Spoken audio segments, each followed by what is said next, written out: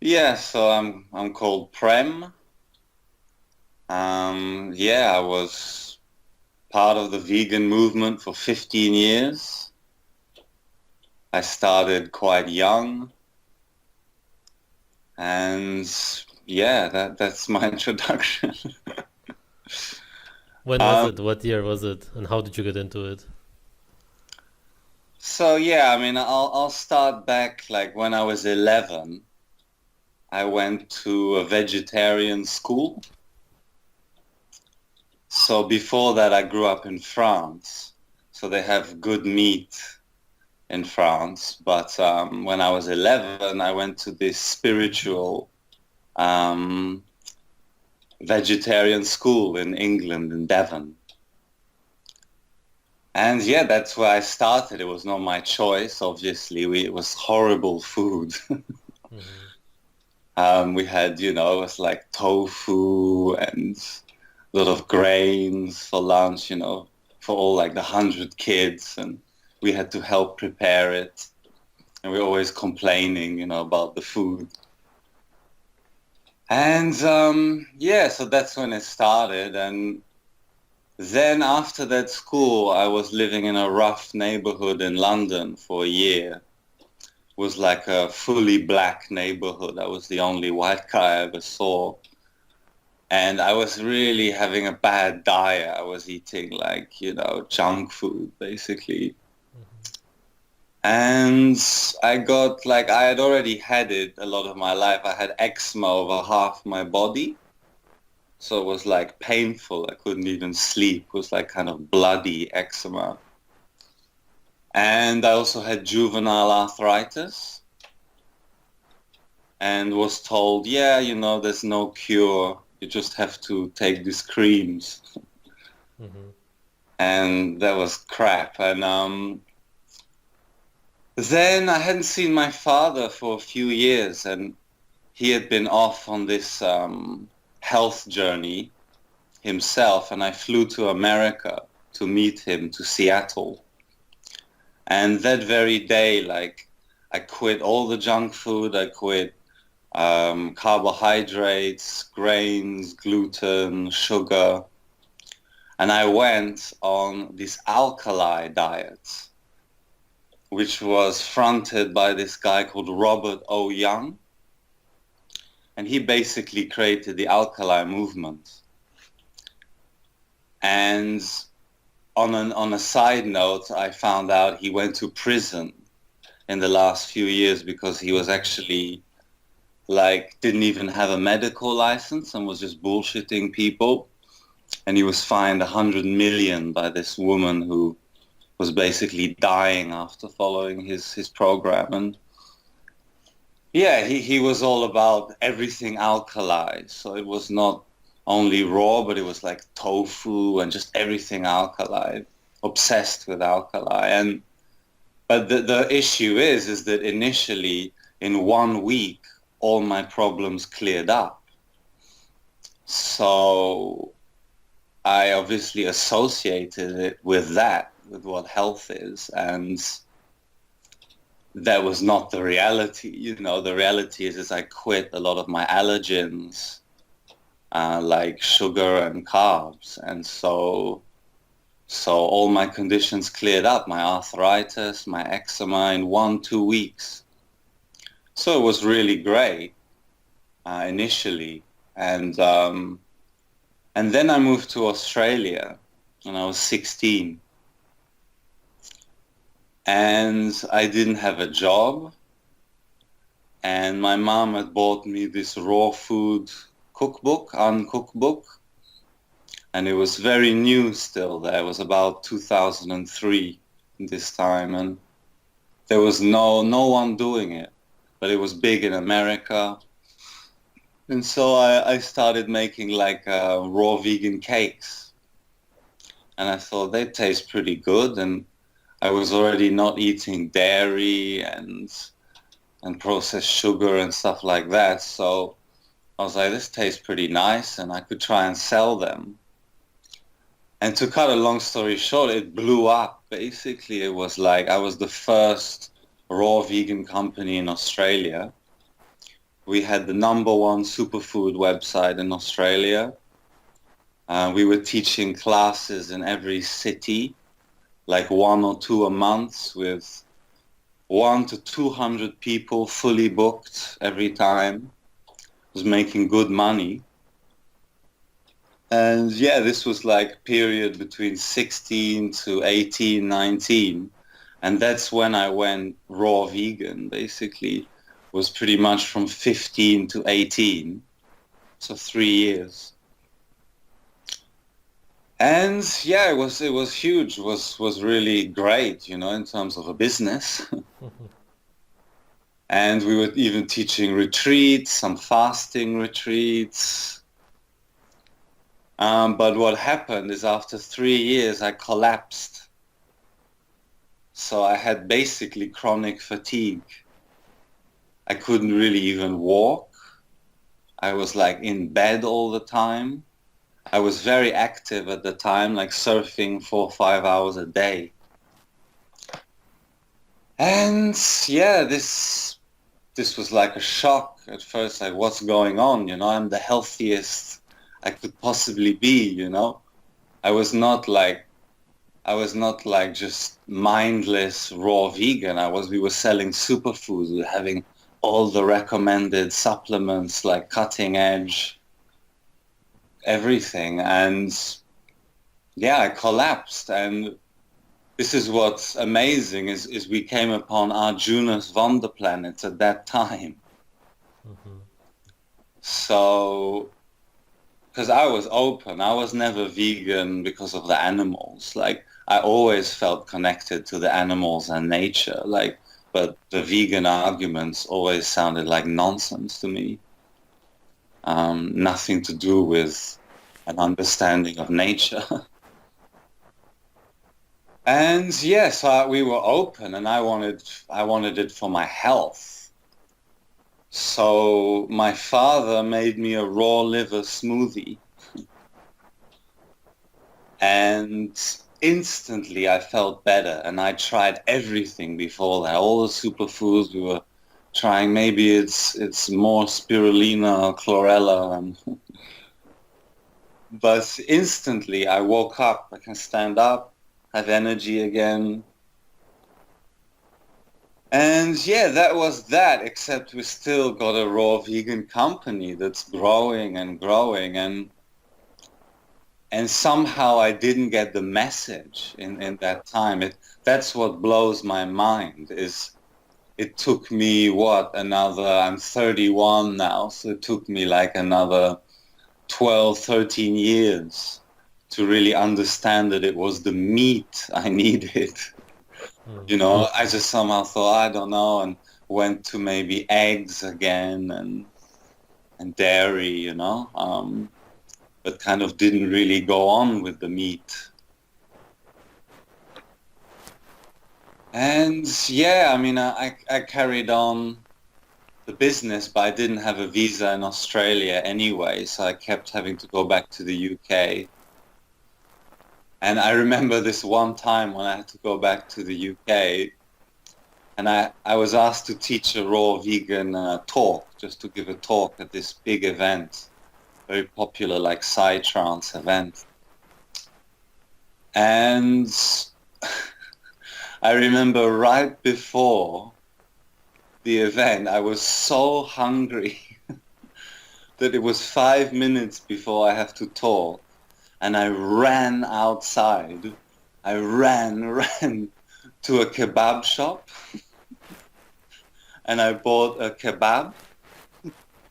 I just ate this kebab and now I felt okay to give this talk. I knew I couldn't even give it. I was so like nervous system twitchy, you know, and hungry. And yeah, so I gave this talk and I was like, this is the most hypocritical thing you've ever done, man. Right.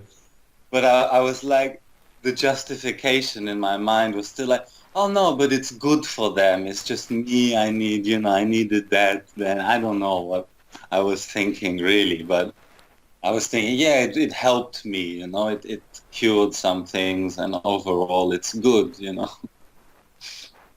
Yes, I just remember that moment, and then yeah, I mean, I carried on the business a little bit, but in the end, I basically lost it because it was under my friend's name.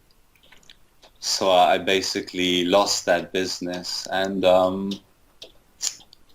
then yeah, eventually started it again in the UK, but was very different. I was living in a squat, and yeah, I was just making a few chocolates just to like earn a living. Like I've almost never had a 9 to 5 job because it doesn't make sense to me. Mm-hmm. So yeah, I started again square one. Like that business got sold for a good amount of money in different sections, but I got nothing, so I had to start again. And I clearly still hadn't got the message, but I was quite not interested in the whole going vegan message by that point. Like I was just like, hey, I'm good at making sweets and chocolates, so I'm gonna start another business just with some products. And yeah, eventually that grew, and we had a small factory in the UK. And over this time, I was back and forth vegan, vegetarian. So this 12, 13 years after collapsing on veganism. And this is what I want to be clear, like to people, that vegetarianism is still not an option.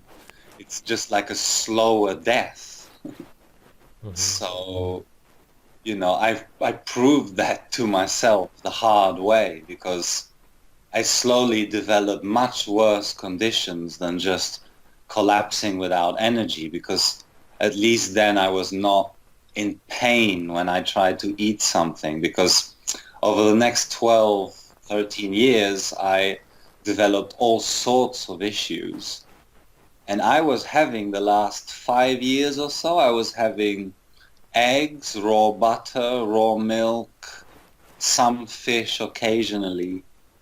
But I was so malnourished from the age of 11 and even before that, that it wasn't enough. It simply wasn't enough. The deterioration occurred slowly anyway. And basically, yeah, where it ended up is I was in total pain, whatever I ate, for 3 to 5 hours. It's as if the tubes in my body had shrunk. Like, if you don't mind me being graphic, it's as if like when I took a poo, it's like it couldn't even come out, like an old person, like who has a shriveling organs and a collapsing digestive system. That's Mm-hmm. what I now feel it was like, because when you're eating just vegetables mainly, you it's not what you're meant to eat. So it's like it's collapsing all your organs. There's no tonifying quality that meat has. It's tonifying to our organs, and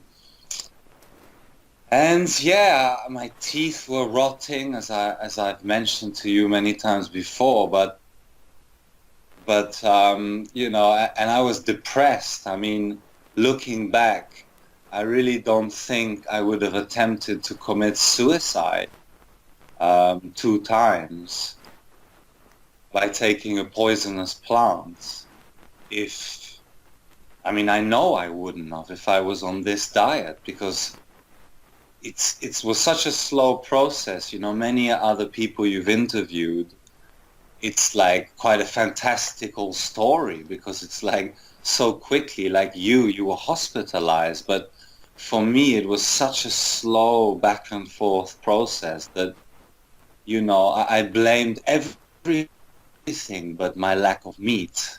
You know, I Mm-hmm. blamed every type of emotional pain that I've had from young, um, just anything, name it, and I've blamed that as spiritual reasons, this and that. But the reality is, our brain chemistry is controlled by our health, you know, by what we're eating. So I spent just countless nights, a decade of going to bed at 5 in the morning, searching for the answer, researching New World Order, um, yeah, doing meditation, looking for myself, and it, it was all from a deep pain, which doesn't magically all go away, but it's very impossible to to heal yourself if you're malnourished.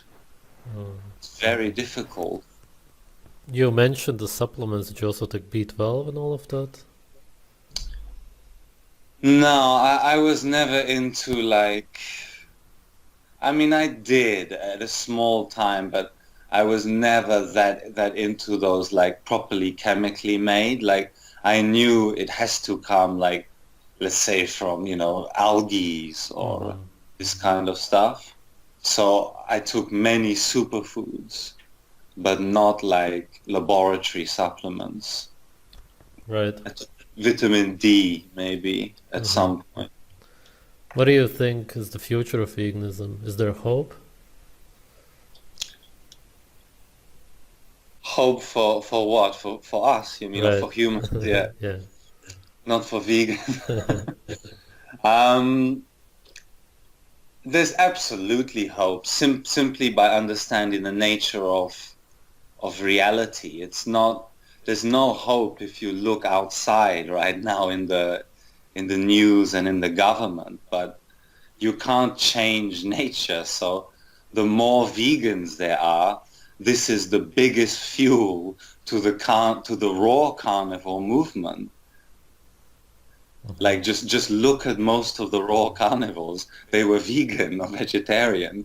So it's like it could get a lot worse before it gets, or it could get a lot worse, but at the same time, we're in a day and age when we can create our reality. I want to have my own community, raw carnivore, so there's absolutely hope, but you have to make it yourself. Mm-hmm. Anything else you would like to add? Any special experience? Something you learned from it all? Yeah, I mean, I also just want to say, yeah, the moment when it happened then was just over 4 months ago when the switch happened, and I just reached a breaking point where my teeth were going black, like you can see something there. Mm-hmm.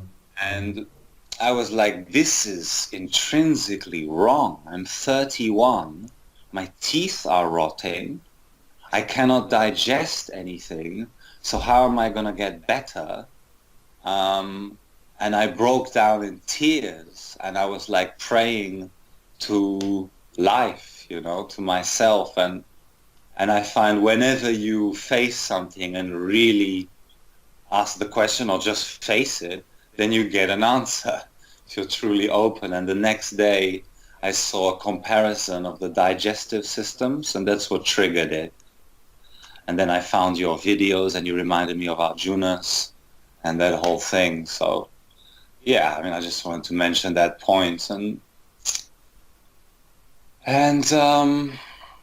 yeah, I mean, yeah, it's really crazy. It's really crazy. I do hope, obviously, that people listen to this and all the info that we're giving, because it's real, man. Like we really can save lives. I mean, it's not some like evangelical mission, but it's the reality.